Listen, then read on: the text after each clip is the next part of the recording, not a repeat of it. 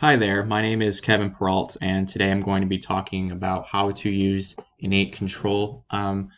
For this demonstration, first thing you're going to need is you're going to have two different types of InEight projects completed.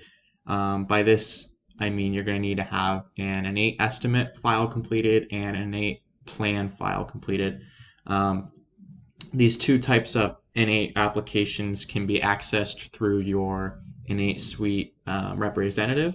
And the reason why you need to have your InEight estimate completed is that your InEight estimate file has a list of different work activities you're going to be performing on the job. It'll give the different materials, production rates, etc. And your InEight plan will have various account codes and a daily plan for crews to either erect or perform various scopes of work. I have links to these files required in my PDF. All right, so the first thing you're going to want to do is you're going to want to open your InEight file, or I should say your InEight application in a web browser. The next thing you're going to want to do is that you should see a favorite projects and organizations, and you're going to want to select the type of project you're working on. If you do not see one in here, you're going to want to hit all projects and organizations and find the type of project you're going to work on, and you can make that your favorite and easily access it on this page. So we'll go ahead and hit heavy PM estimate here. And then you should see a screen just like this. For purposes of this demonstration, we're going to go strictly into control. If you do not see control or any of your other packages you see here, I would contact your InEight Suite representative, and then they should give you the right permissions to do so. So we'll go ahead and hit launch.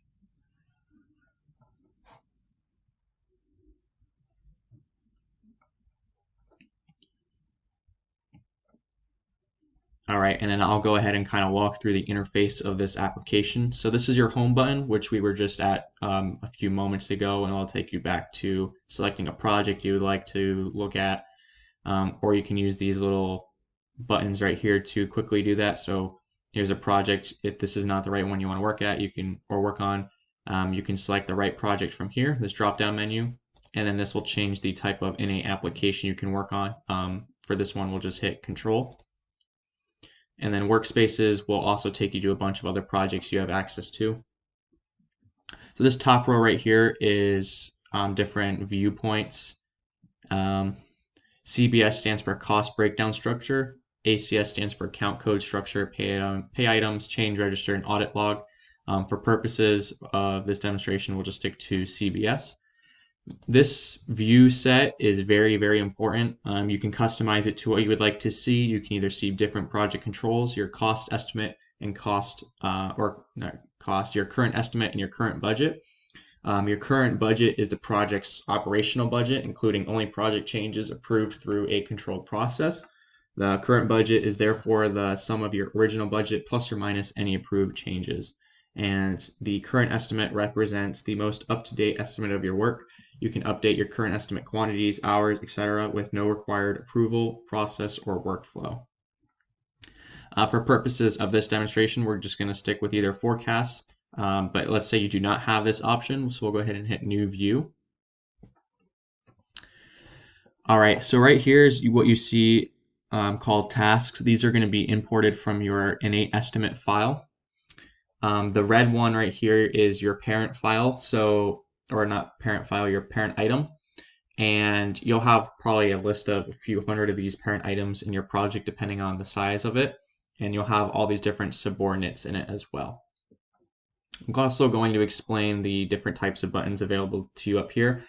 Actions will just change what you would like to do. You can either unlock or lock your budget. You need to have your budget locked in order to create a forecast, because if you don't, then your forecast program will not be able to compare what you want to do to what you have set originally in the contract. You can also claim multiple CBS quantities, so you can have different projects on here as well. And then these buttons are what's called the left toolbar. You can add, edit, or take away cost items, and then cost items will be associated in your different scopes of work right here. This is what's called your right toolbar. So you can add in different group columns to your data blocks. You can undo whatever you just added in. You can change your currency if you're working from different nations. This button right here, add data block, is what we'll be using a lot in here, and I'll show that in just a little bit. You can import data from either Excel files or other InEight Control applications, and then vice versa. You can do the same thing for export. And then you can also adjust the row density just depending on the user's preference. And then you can also find different items in your project if you had a list that was longer from this. All these other buttons are just filters. If you have different size riprap you need to find and you want to limit that to that, you can also do that. You also got other filters in here, but for the purpose of this demonstration, I will not be going through that. All right. So now we are going to start adding in data blocks.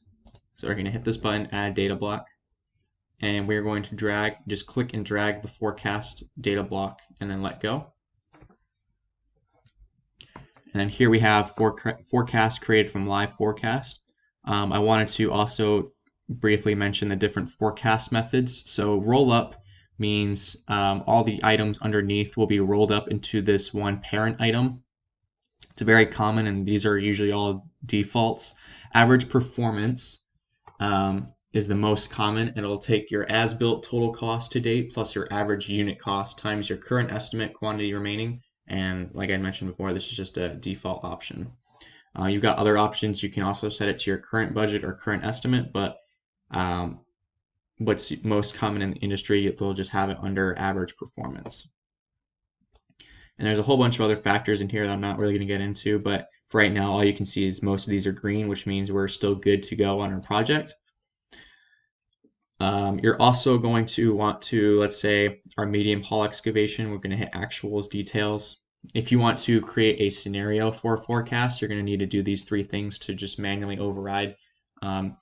If you were to actually use this in the field, you would compare, or you would have your data imported from InEight plan in progress, and it would automatically give you a forecast. But since I don't have that option on here, just because of the version I have, I'm going to manually enter in some quantities. So let's say our forecast takeoff quantity originally is 109,000. Quantity completed right now is 37,000. So let's say I completed 1,500, and that's for today. Hit apply, and then you're going to want to do the same thing for man hours and cost.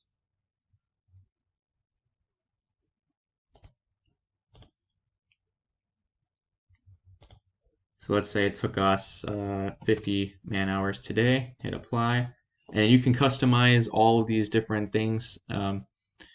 Like I mentioned before, you're usually going to have that data from InEight progress, which will take the current timesheets you put in and it'll import it into here, so you don't have to do this every time.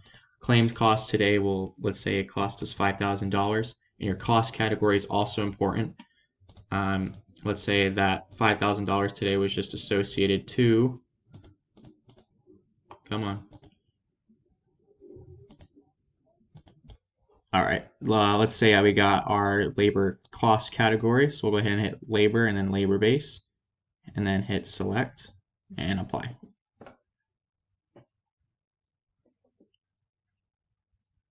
All right, so now that you have all three of those items in your InEight forecast, you can save this forecast and share it to other people. So we're going to save this forecast as Kevin's demonstration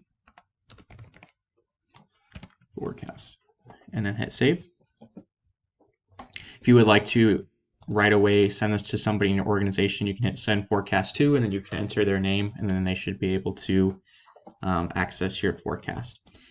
So now we're going to compare this forecast to, let's say, one we had a couple weeks ago, just to see how we're trending. So we're going to hit add data block, and we're going to take forecast delta and then just drop it in here.